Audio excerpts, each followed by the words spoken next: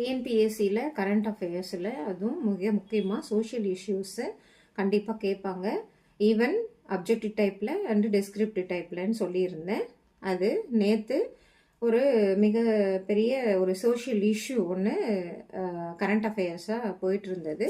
நீதிமன்ற தீர்ப்பு ஒன்று வந்திருக்கு. அதாவது ஒரு பெண்மணி அவங்க தாய்மையை தவறாக பயன்படுத்தி அவங்க குழந்தைய கொன்று இருக்காங்க. அது விஷயம் என்னன்னு கேட்டிங்கன்னா நல்லா அனலைஸ் பண்ணி பார்க்கணும் நம்மெல்லாம்.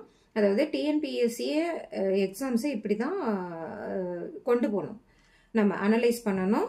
டிஎன்பிஎஸ்சி எக்ஸாம்ஸில் என்ன மாதிரி கொஷின்ஸ் கேட்பாங்க அப்படிங்கிறது இந்த மாதிரி தான் நம்ம திங்க் பண்ணி பார்க்கணுங்கிறதுக்காக தான் இது சொல்கிறேன்.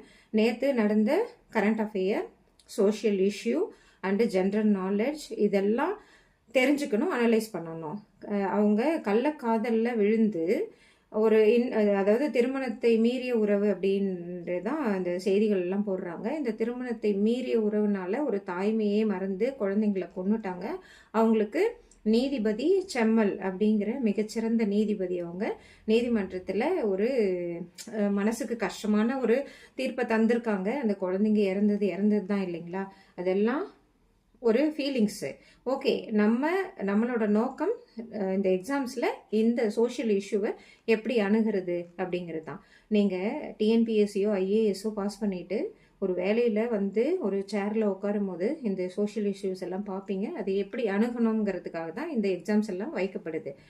நம்ம வேலை செய்கிற இடத்துல கூட இந்த மாதிரி கள்ளக்காதலில் விழுந்த இல்லை இந்த தாய்மையை கொச்சைப்படுத்துகிற நிறைய பேர் இருப்பாங்க. இவங்களெல்லாம் நம்ம அணுகணும். ரொம்ப நேர்மையாக அணுகும்போது நிறைய தடைக்கற்கள்லாம் வரும்.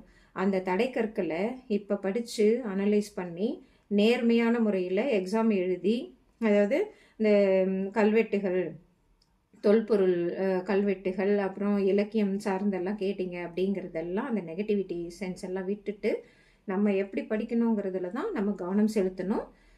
நேற்று நடந்த சோஷியல் இஷ்யூ இதுதான். இந்த கள்ளக்காதல்ங்கிற விஷயத்த நம்ம எப்படி ஹேண்டில் பண்ணணும், நம்ம சொந்த வாழ்க்கையில் நம்ம எப்படி கண்ட்ரோலாக இருக்கணும் அப்படிங்கிறது கூட இதில் தெரிய வரும்.